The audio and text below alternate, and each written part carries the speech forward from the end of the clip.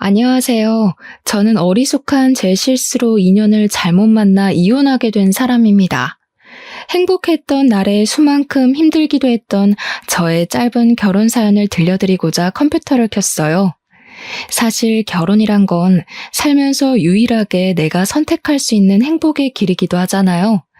근데 그것이 차마 불행의 길인 줄 모르고 들어섰다는 것에 아직도 저는 반성을 하고 있어요. 뭐가 그렇게 좋았길래 결혼을 서둘렀는지 모르겠어요. 아니, 서두르지 않았다면 제가 과연 실수 없이 인생을 살았을까요? 사실 그것도 확신은 못하겠네요. 그래도 한번 씻을 수 없는 실수를 겪었기 때문에 앞으로 제가 살아갈 인생에서 큰 도움은 될 것 같아요. 저의 경험을 청취자분들과 나누고자 하니 제 사연을 들어보시고 함께 조언 공유하도록 해요. 우선 저는 돈이 많은 집안에 시집을 갔습니다.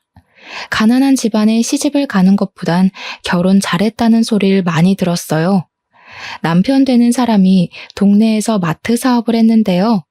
마트가 장사도 충분히 잘 되었고 또 주변 이웃에게 인지도도 좋아서 당시 저는 남편을 더 믿었습니다. 결혼하는 데 드는 자금도 별로 없었어요. 신혼집은 시부가 월세 주고 있던 아파트를 저희에게 주겠다고 해서 큰 목돈 마련할 필요 없었고 예식장은 양가 부모님이 돈을 보태서 해결해 주셨습니다. 양가 부모님께서 저희 보고 돈 있을 때 아껴놓으라 하더라고요. 나중에 아이 생기면 모으고 싶어도 잘 안 모아진다면서 도와줄 수 있는 사람이 있을 때 돈을 아끼라 했습니다. 그렇게 저랑 남편은 큰 어려움 없이 결혼을 할 수 있었어요. 시작이 너무 수월해서 저도 제가 결혼을 잘했다고만 생각했습니다. 그런데 역시 사람은 길게 봐야 하는 것 같더라고요. 남편에겐 나이 많은 신우가 있는데요. 신우는 5살짜리 애 딸린 미혼모입니다. 처음에 신우 얘기를 남편한테 먼저 들었을 땐 안타까운 사정이라고만 생각했어요. 남편도 신우를 참 안 된 사람으로 생각하고 있었고 그래서 남편이 신우를 대할 때 뭐든 조심스럽더라고요. 웬만하면 신우의 부탁을 거절하지 않았습니다. 일단 집안 자체에서 신우의 미혼모 사정 때문에 신우를 굉장히 안쓰럽게 보고 있었어요. 당연히 이건 지내다 보니 알게 된 사실이었습니다. 그래서 그런가 특히 남편과 신우 사이가 너무 좋더라고요. 제가 생각하는 일반적인 남매 모습이라고 하기엔 너무 애틋해 보였습니다. 저는 그걸 보고 식구끼리 상처도 잘 보듬어주고 참 마음이 따뜻하다고 생각했어요. 시모도 처음엔 제게 굉장히 착하게 대하셨거든요. 시부가 저를 참해 보인다고 엄청 마음에 들어 하셨는데 시모도 저를 마찬가지로 생각해 주셔서 얼마나 다행이었는지 몰라요. 그래서 저는 더더욱 이 집안에서 잘 어울려 지낼 수 있을 거라고 생각했습니다. 저랑 남편이 신혼여행 다녀오고 나서도 시모가 손수 신혼살림 정리하는 걸 도와주기도 하셨어요. 물론 시부가 좀 도와주라고 시키기도 했지만 그래도 시모는 정말 친절하게 저희를 도와주셨어요. 살림이 처음일 저를 위해서 이런저런 조언도 많이 해주셨습니다. 그리고 남편이 알레르기 때문에 못 먹는 음식만 알려주셨지 남편을 상점 모시듯 모시란 경고도 없었고 오히려 남편이 말 안 들으면 자기한테 전화해서 이르라고까지 하셨어요. 그만큼 제 수준에 맞게 유쾌한 분위기를 만들어주셔서 시모가 좋았습니다. 반면 시부는 지방에서 어업을 크게 하시는 분이라 서울 집에는 자주 방문을 못하는 사정이셨어요. 거의 6개월 만에 한 번씩 집을 방문한다고 들었습니다. 원래 며느리 사랑은 시부라고 하잖아요. 시모도 제게 잘해주긴 하셨지만 사실 시부가 저를 가장 챙기는 게 느껴졌거든요.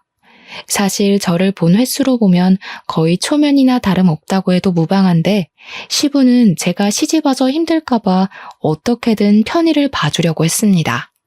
그래서 제가 결혼함과 동시에 집에 제사도 없앴고 명절에 음식하는 것도 없애버리셨어요. 시댁에도 굳이 연락하지 않는 이상 주기적으로 찾아올 필요 없다고 하더라고요. 그뿐만이 아니었습니다. 시부는 귀찮게 어른들 생신 같은 것도 챙기지 말고 정 챙기고 싶으면 그냥 외식으로 퉁치자면서 저보고 힘들게 생일상 같은 거 차리지 말라고도 하셨죠. 어떻게 이리 며느리 입장을 잘 생각해 주시는지 처음 그 선언을 들었을 때 제가 다 민망할 지경이었습니다. 다른 가족들도 제게 친절했고 제 편의를 봐주려고 웬만하면 굳은 일 안 시키려고 하긴 했는데 솔직히 시부처럼 이런 시댁 행사를 없애주는 것이 진정으로 며느리를 생각해주는 마음이잖아요. 처음엔 시부에게 그렇게까지 마음 안 써주셔도 된다고 하며 거절했지만 시부가 워낙 단호하게 나와서 결국 그렇게 결정이 난 거거든요. 그게 당장은 몰라도 나중엔 정말 큰 은혜라는 걸 예측할 수 있어서 더 이상 거절하진 못했어요. 그 부분에 대해서 시모도 별 말은 없었습니다. 시부가 결정한 거라 더 말하지 못했을 수도 있고 아니면 시모도 그런 행사들이 귀찮았을 수도 있고 일단은 시부 의견에 반대하는 사람은 아무도 없었다는 겁니다. 그렇게 선포하고 지방을 내려간 시부는 일이 너무 바쁠 땐 1년에 한 번씩 온다고도 하더군요. 어떻게 될지는 가봐야 한다면서 떠나셨어요. 그렇게 저는 신혼여행에 다녀오고 나서 한동안 시부는 코빼기도 볼 수 없었습니다. 그리고 그제야 저는 그게 어쩌면 남은 식구들이 모두 기다렸던 시간이었을 수도 있다는 걸 깨달았어요. 시댁이랑 저희 신혼집이랑 걸어서 닿을 수 있는 거리인데 신우랑 시모가 번갈아 가면서 굉장히 자주 방문하더라고요. 방문만 하는 거면 뭐 상관이 없었죠. 근데 뭔가 올 때마다 이전과 다른 느낌이 난다는 게 문제였어요. 특히 시모는 초반에 자기가 우리 집을 방문하면 제게 손 하나도 까딱 못하게 다 알아서 하셨거든요. 화장실 실내화를 뭐 저런 거 샀니? 저런 신발은 물기 조금 닿으면 미끄러운데. 그러다 바깥 일하는 사람 다치기라도 해봐. 너희 밥줄 끊기는 거야. 그리고 내가 계속 지켜봤는데 너 베란다에 화분 정리 아직도 안 했더라? 내가 분명 일렬로 세워놓으라고 했잖니. 지나가는 사람 발 걸린다고. 갈수록 시모가 제게 이래라 저래라 간섭하는 일이 늘어갔어요. 이전에는 제 손에 물 한 방울 안 묻게 하려고 과하게 행동하시더니 갑자기 자기 손에 물 한 방울 안 묻게 하려고 용을 쓰는 겁니다. 제가 다 알아서 할 일이었고 시모가 시키는 일보다 더 급한 일이 많아서 잠깐 미루고 있었던 거예요. 그런데 시모가 집을 찾아올 때마다 중구난방으로 지적을 해대니까 나중에는 점점 신경에 거슬리더라고요. 그래도 그때는 제가 원래 알고 있던 시모의 착한 이미지가 제 속에 더 많이 남아있었기 때문에 묵묵히 시키는 걸 했어요. 그게 다 시모와의 갈등을 피하기 위해서였죠. 근데 시모 한 명이면 제가 어떻게 견뎌보겠는데 얌전한 줄만 알았던 신우까지 어느 순간부터 제 삶에 비집고 들어오더라고요. 남편이랑 신우가 사이 좋다는 건 알고 있어서 자주 얼굴 볼 수밖에 없다는 건 그리 놀랄 일은 아니었어요. 하지만 제가 여태 봐온 신우의 모습은 그저 남편에게 피해주지 않으려고 늘 한 발 물러서 있고 시부 앞에서는 입도 뻥끗 못하는 소극적인 사람이었습니다. 그런데 이게 웬일일까요? 우리 집 방문이 점점 잦아지는 신우가 시모 못지않게 점점 다른 분위기를 내기 시작했다는 거 아닙니까? 일단 시모가 이전보다 잔소리랑 지적질이 많아졌다면 신우는 저를 왠지 모르게 시기하는 것 같았습니다. 시기를 한다는 게 무슨 말이냐면 남편이랑 신우 사이가 너무 좋다 보니까 제 남편이 저한테 잘해줄 때마다 신우가 질투를 느끼는 것 같았어요. 처음엔 당연히 신우가 그런 마음을 갖고 있는 줄 몰랐고 눈치를 챘다고 해도 긴가민가 했습니다. 그런데 언제 확신을 가졌냐면요. 남편이 오랜만에 외식 가자고 차를 끌게 되었는데 당연히 남편 옆자리는 제 자리라고 생각했거든요. 그래서 제가 이미 조수석에 앉았어요. 근데 갑자기 남편이 곤란해하면서 저보고 뒷자리에 타면 안 되겠냐고 하는 겁니다. 왜 그러냐고 물어봤더니 남편이 하는 말이 아주 황당했어요. 결혼하기 전에는 항상 누나가 옆자리에 앉았었거든. 그렇다 보니까 거의 지정석처럼 이용했어. 뒷자리는 누나가 불편해서 금방 멀미 난다고도 했고. 사실 뒷자리로 옮겨 타는 건 제게 별 상관없는 일이었습니다. 다만 남편이 제게 말하는 이유가 다소 어처구니 없어서 기분 나빴다는 거예요. 결혼하기 전에 그랬었던 일을 왜 결혼하고 나서까지 끌고 오는지 모르겠더라고요. 하지만 외식을 하러 가는 길이었기에 괜히 문제 일으키고 싶지 않아서 그러려니 넘겼습니다. 속 좁은 사람으로 보일까봐 뭐라고 말할 엄두를 못 내기도 했어요. 그날 신우는 외식 나가서 남편의 아내냐는 질문을 덜어 받았습니다. 웃긴 게 남편이 자리에 같이 있으면 그런 거 아니라고 해명을 했는데 남편만 자리에 없으면 신우가 그런 질문에 대해서 그저 웃으며 호응해 주더라고요. 그렇게 보여요? 저희 아들이랑 좀 닮긴 했죠. 그렇다고 서비스까진 안 주셔도 되는데 예쁘게 봐주셔서 감사해요. 이런 식으로 남편과 부부로 오해받는 일을 좀 즐기는 것 같았어요. 제 입장에선 신우의 이런 짓들이 가장 이해 안 되는 부분이었습니다. 신우는 그렇게 말하면서도 저를 눈치 보기보다는 제게까지 호응을 유도하는 게 딱 봐도 저를 경계하는 듯한 행동이란 걸 알 수 있었어요. 그 이후로도 신우는 남편과 제 사이를 매번 갈라놓는 행동은 종종 저질렀습니다. 그걸 여러 번 보고 나니까 제 안에서 내려진 정의가 딱 하나 있더라고요. 그게 바로 신우가 질투를 하는 것 같단 거였어요. 신우는 되도록 저랑 남편이 같이 있는 꼴을 안 만들려고 했고 남편이 자기에게 더 눈길을 주길 바라면서 관심을 끌었습니다. 그 행동이 도가 지나쳤을 땐 그런 일도 있었어요. 신우가 갑자기 자기 아들을 데리고 와서는 제게 덜렁 넘겨주더라고요. 올케, 제가 잘 몰라서 그러는데 올케는 나이가 있으니까 애들 음식 좀 할 줄 알 거 아니에요? 우리 애 밥 좀 해줘요. 오늘은 제가 급한 약속이 있어서 애 못 챙겨줄 것 같거든요. 그럼 어머님한테 맡기면 되지. 왜 굳이 여기까지 찾아왔어요? 어머님 집에 안 계세요? 어차피 내 동생이랑 약속 가는 거라 여기 오는 김에 올케한테 맡기는 게 나을 것 같아서요. 약속 끝나면 들려서 애 데리고 가면 되니까요. 우리 엄마도 쉬는 날이 있어야 하잖아요. 손주가 아무리 예뻐도 매일 보면 얼마나 지겹겠어요? 저 그때 신우가 잡았다는 약속이 제 남편과의 약속인 걸 알고 얼마나 당황했는지 모릅니다.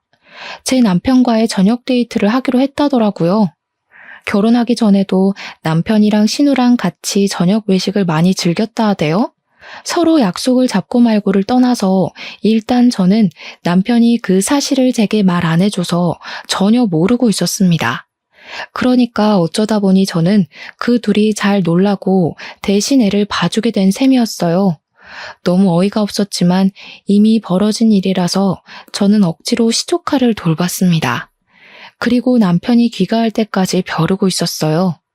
그렇게 얼마 후 밤 10시쯤에 신우가 신이 난 채로 시조카를 데리러 왔더군요. 저한테 수고했다는 말 한마디도 없이 시조카만 데리고 쌩 나가버렸습니다. 남편이 뒤따라 안 들어오는 걸 보니까 신우를 집까지 바래다 주는 것 같았어요. 그리고 드디어 남편이 집으로 돌아왔을 때 저는 남편에게 여유도 주지 않고 퍼부었어요. 지금 일부러 나 도발하는 거야? 아가씨랑 약속 있었으면 얘기를 했어야지. 난 아무것도 모르고 있다가 예정에도 없던 육아를 했어. 내가 무슨 베이비시터야? 당신이랑 아가씨 노는데 애나 봐주는 사람이냐고. 이 정도 일이면 적어도 나한테 부탁하는 게 예의 아니야? 화났어? 미안해. 사실 얘기할까 말까 고민했는데 누나가 얘기 안 하는 게 좋겠다고 하더라고.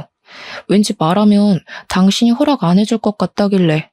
당신은 몰랐겠지만 사실 누나가 당신 눈치 엄청 많이 봐. 눈치?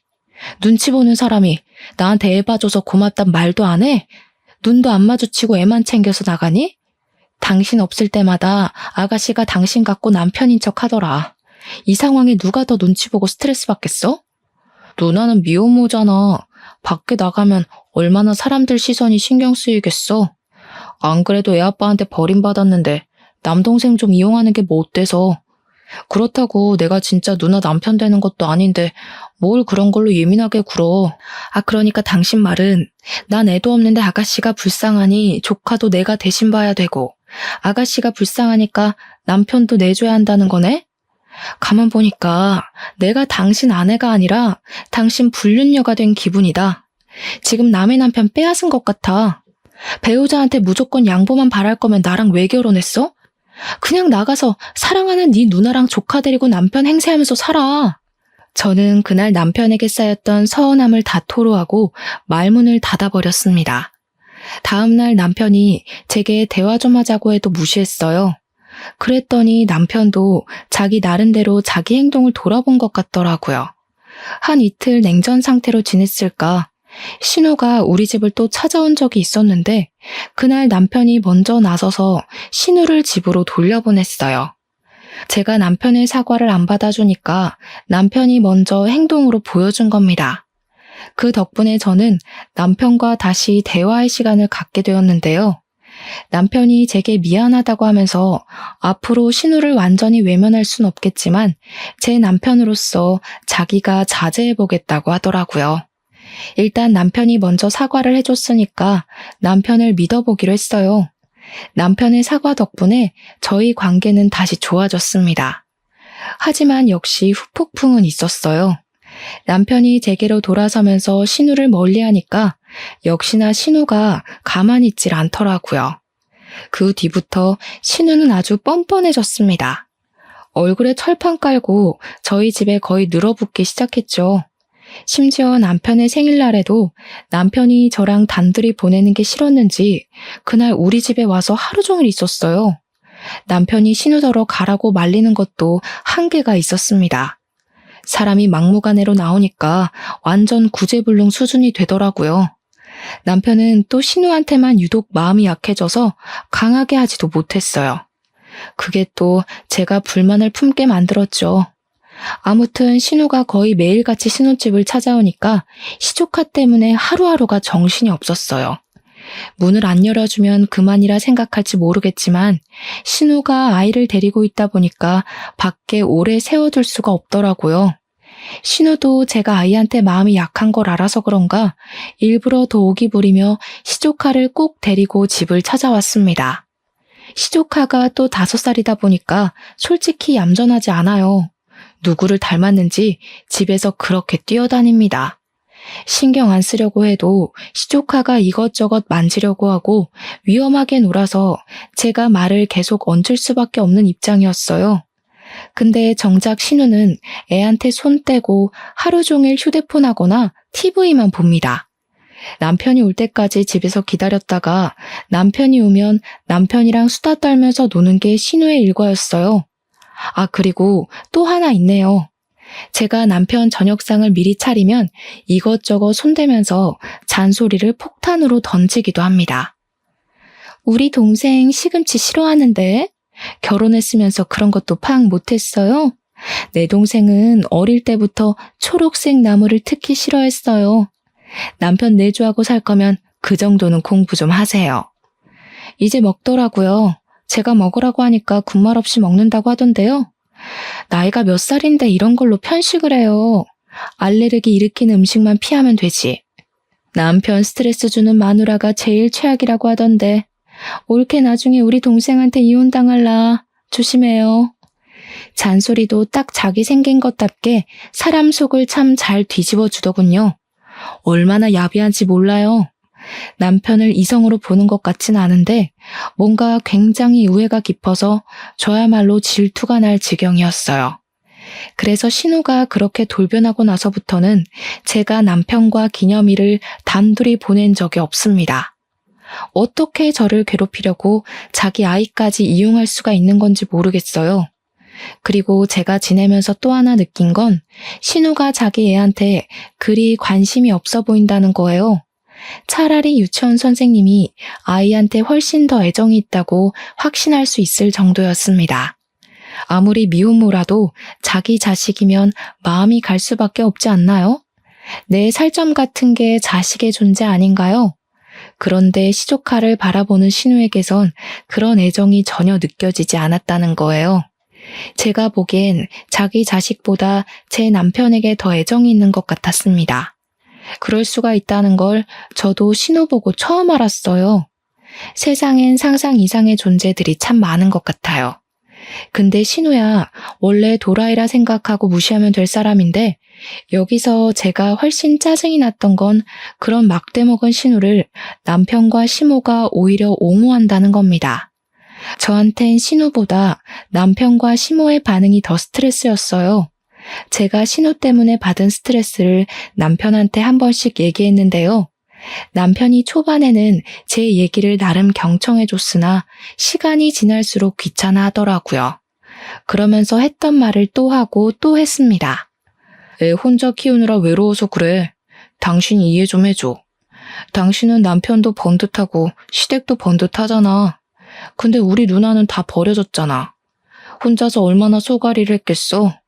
이걸 가족이 안 품어주면 우리 누나는 이제 의지할 곳이 없단 말이야. 그래, 너는 한두 살 먹은 어린애도 아닌데 그 정도 사정도 이해 못 해주니? 나이 먹은 여자는 볼 거라곤 이해심이랑 배려심밖에 없어. 설마 너 그런 각오도 없이 내 아들이랑 결혼하겠다 했던 거야? 나는 그래도 네가 철딱서니 없는 어린 년들보단 우리 식구 사정을 잘 품어줄 거라고 생각했다. 내가 잘못한 거니?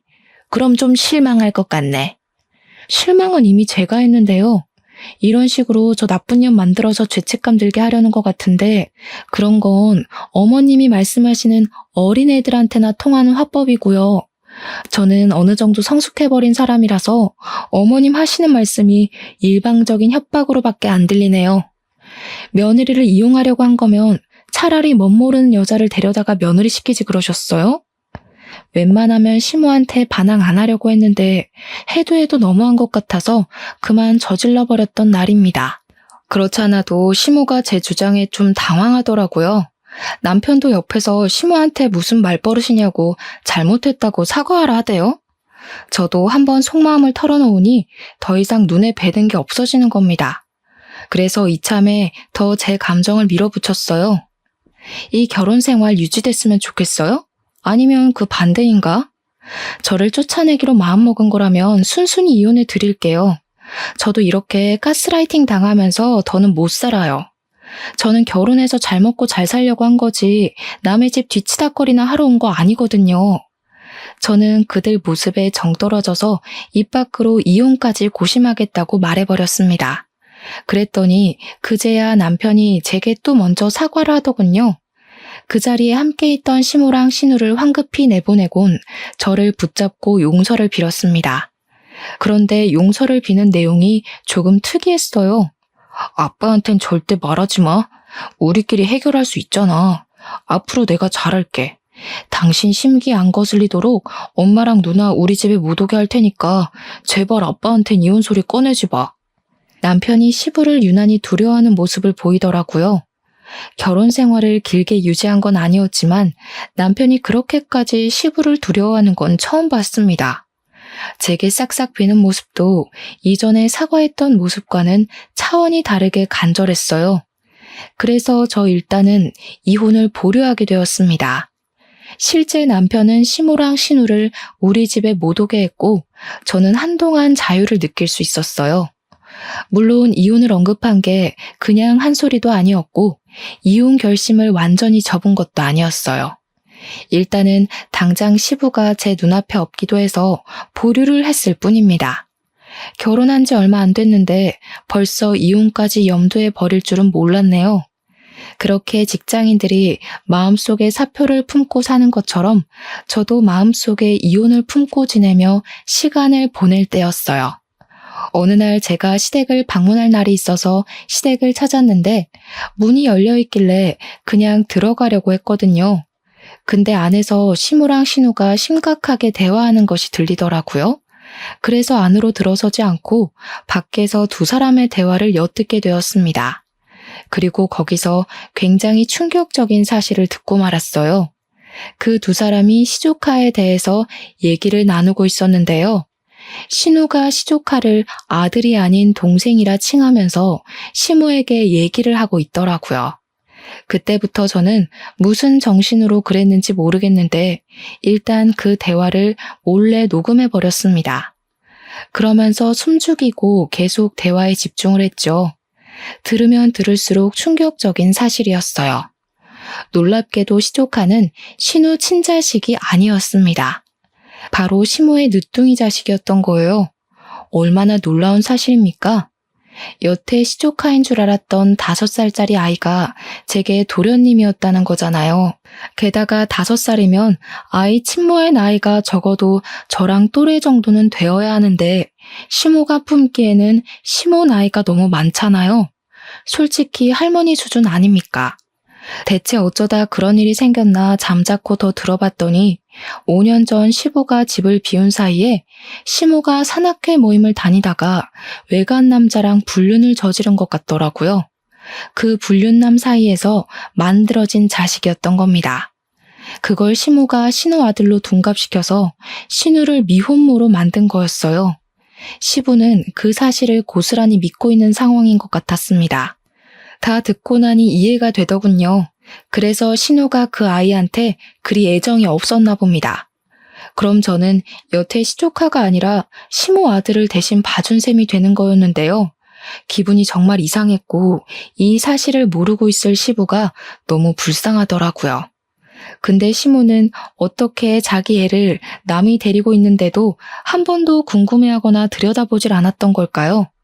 신우가 제게 아이를 던져줘도 별말 없었던 것 보면 사실 시모도 신우에게 자기 아이를 떠맡기듯 버린 것일지도 모른다는 생각이 들었어요. 대체 아이는 무슨 죄입니까? 무슨 이런 콩가루 가족이 다 있는지 모르겠더군요.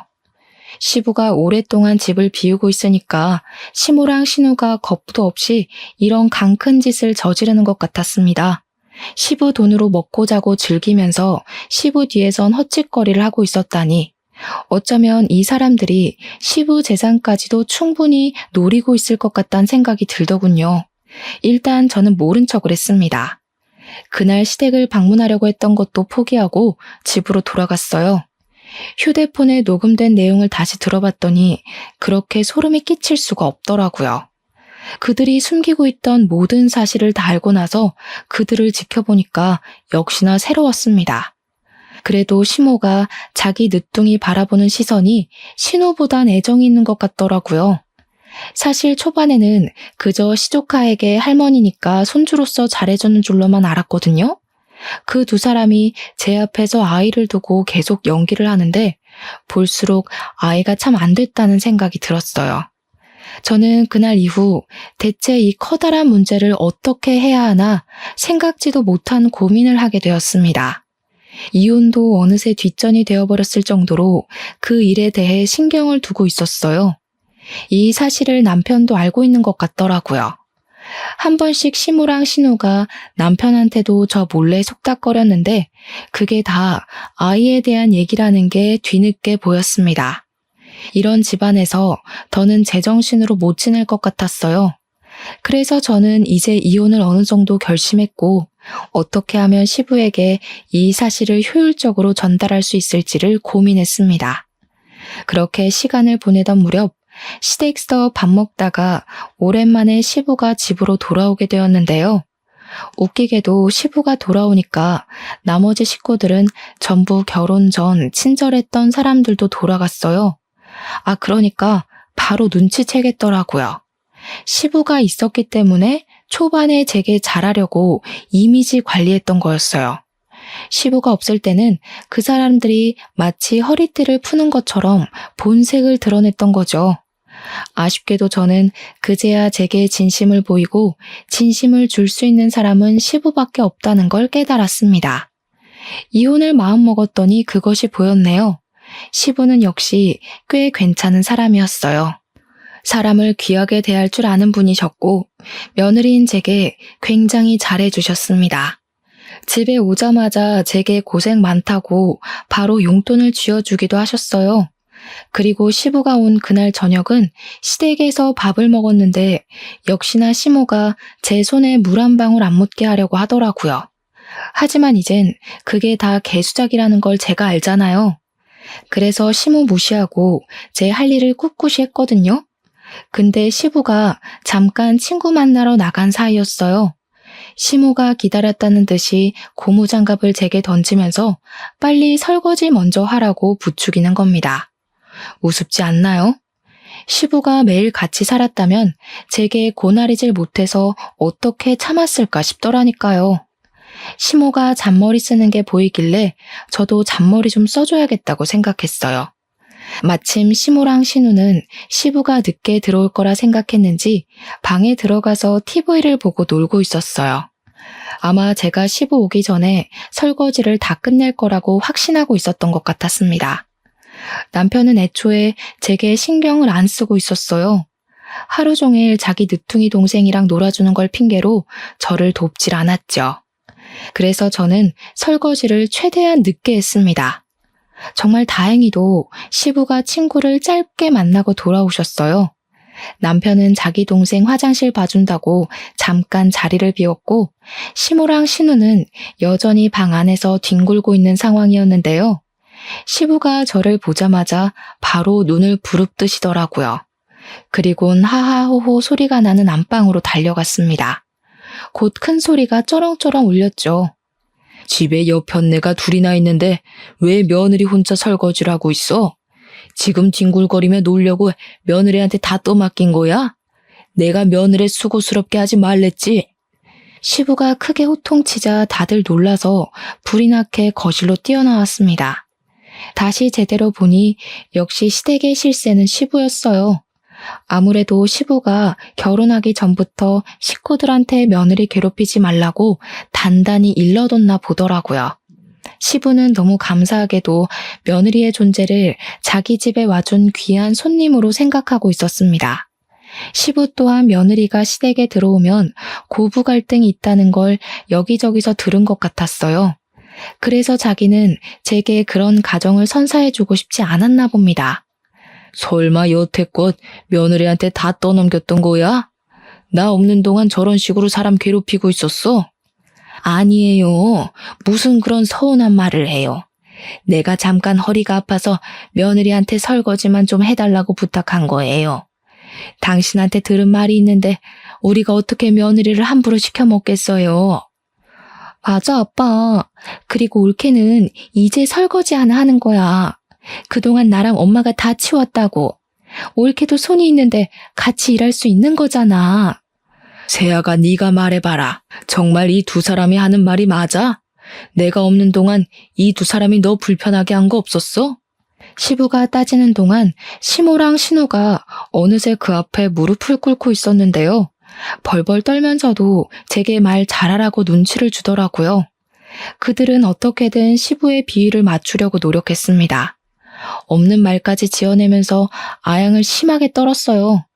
그렇게 시부가 부러우면서 감히 불륜을 저질러 불륜남 애까지 시부 집에 들일 생각을 했다니 참 대단하다 싶더라고요. 일이 이렇게까지 되어버린 거 저는 이 좋은 기회를 놓치고 싶지 않았어요. 그래서 고무장갑을 벗고 시모에게 다가가 시모 앞에다 던져주었습니다. 아버님 나가시자마자 이렇게 고무장갑 던지면서 빨리 설거지하라고 하셨어요.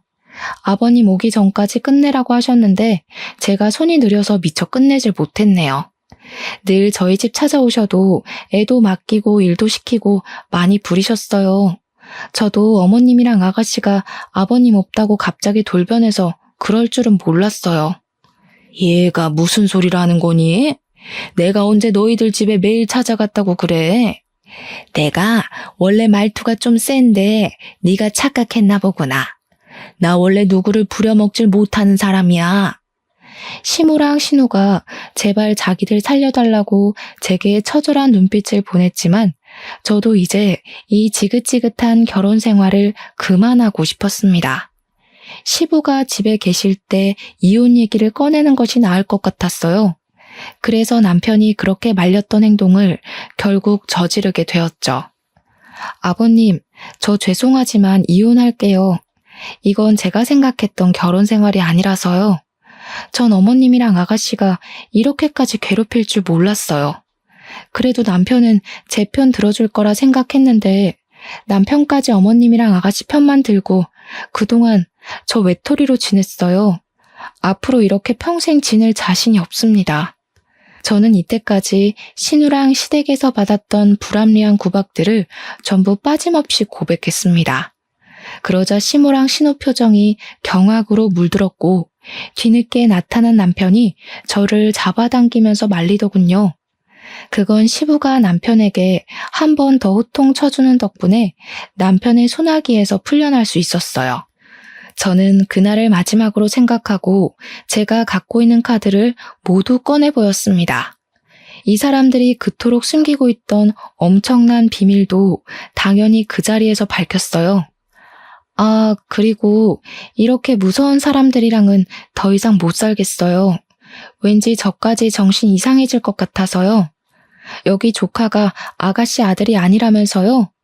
어머님 늦둥이 자식이라고 하던데. 제 말에 시모가 사색이 되더니 무슨 소리냐고 목청을 높였어요. 얼마나 똥줄이 탔으면 시부가 눈앞에 있는데도 벌떡 일어나서 제게 삿대질을 하더군요. 그러거나 말거나 저는 바로 녹음 파일을 틀었습니다. 파일에서 흘러나오는 음성은 누가 들어도 시모랑 신우 목소리였어요. 제가 이렇게 확실한 증거를 갖고 있을 거란 생각은 다들 못했나 봐요.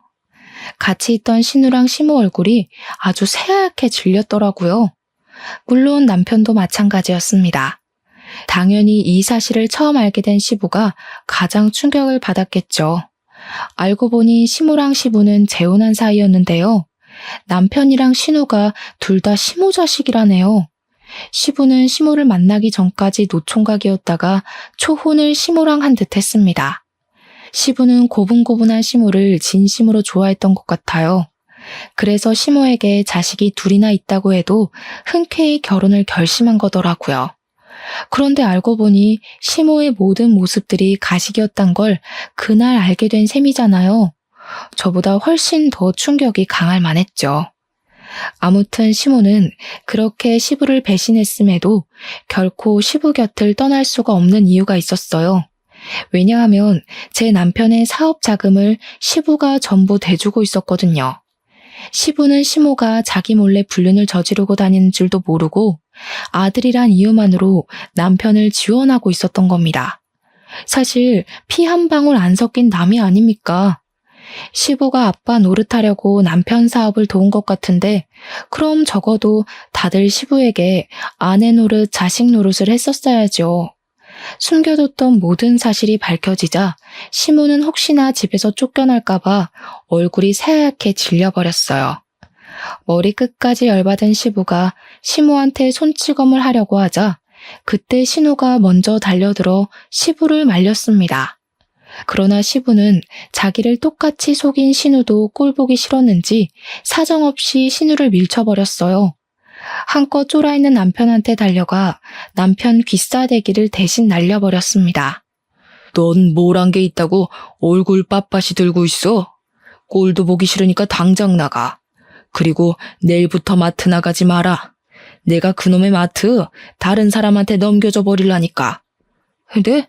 아빠, 제가 잘못한 거 아니잖아요. 엄마가 불륜 저지른 걸 왜 저한테 그래요? 솔직히 저는 아빠한테 다 말하자고 했어요. 근데 엄마가 아빠한테 쫓겨날까봐 무서워서 계속 숨겼던 거라고요. 전 진짜 억울해요. 차라리 엄마랑 누나를 버리고 아빠 밑에 있을게요. 닥쳐. 이미 한통 속이었던 사람을 내가 뭘 믿고 키워주겠어? 먹여주고 데리고 살아줬더니 감히 나를 배신해? 며느리 입에서 저딴 말이 나오게 만들어? 당장 다 꺼져. 시부는 그 자리에서 바로 식구들을 내보내려고 했어요. 그러자 시무랑 신우가 다시 시부 앞에 무릎 꿇고 빌기 시작했습니다. 잘못했다고 한 번만 용서해달라고 하는데 제게 허세 부리던 사람들이 맞나 싶더군요. 저는 사실 이렇게까지 집안 뒤집힐 줄 몰라서 좀 당황스러웠어요. 시부가 이혼을 할 거란 생각은 했지만 당장 식구들을 길거리로 내쫓을 줄은 몰랐거든요. 그 와중에 남편은 계속 시모 탓만 하고 있었습니다. 신우랑 시모 둘이 짜고 한 거지 자기는 아무것도 몰랐다며 같은 변명을 반복했어요. 그런다고 정말 자기는 잘못이 하나도 없는 줄 아나 봐요. 이미 시부에게 그 사실을 몇 년간 숨긴 걸로 중죄나 다름없는데 말입니다. 이미 그들은 더 이상 회생할 수 없을 만큼 이미지가 다 박살이 났는데 그런 와중에도 시모랑 신우는 혼자만 살려는 남편이 고가웠는지 남편의 과오까지 알아서 다 밝혀주더라고요. 그 자리에서 한 발 물러나 그 사람들을 지켜보는데 정말 추태가 따로 없었습니다. 그러거나 말거나 시부는 어린 아기마저도 자기 핏줄이 아니니 자비를 베풀 필요가 없다고 생각했나 봐요. 아이를 바로 시모에게 안겨주며 같이 내쫓았습니다. 결국 그들은 짐도 못 챙기고 빈손으로 집을 나가게 되었죠. 다들 어디 멀리 가지도 못하고 시댁 근처만 뱅뱅 돌았어요. 용서를 빌 기회만 보고 있더라고요. 근데 그걸 또 시부가 가만히 안 놔뒀어요. 자기 집 마당에 호스까지 끌어와서 세 사람한테 뿌려댔습니다. 혹시라도 뭘 받고 싶어서 얼쩡대는 거면 한 푼도 받아갈 기대하지 말라며 경고까지 날려주었죠. 그렇게 저는 생각보다 개싸움 없이 수월하게 이혼을 진행할 수 있었어요. 시부도 시모에게 이혼 소송을 할 거라고 하더라고요. 그리곤 죽기 전에 재산을 다 기부해서 자기 호적에 붙어있는 남의 자식에게 돈 한 푼 안 줄 거라고도 했어요. 그러면서 시부가 제게 진심으로 사과까지 하였습니다. 네가 괜히 못난 집에 시집을 와서 안 해도 될 고생만 하고 가네.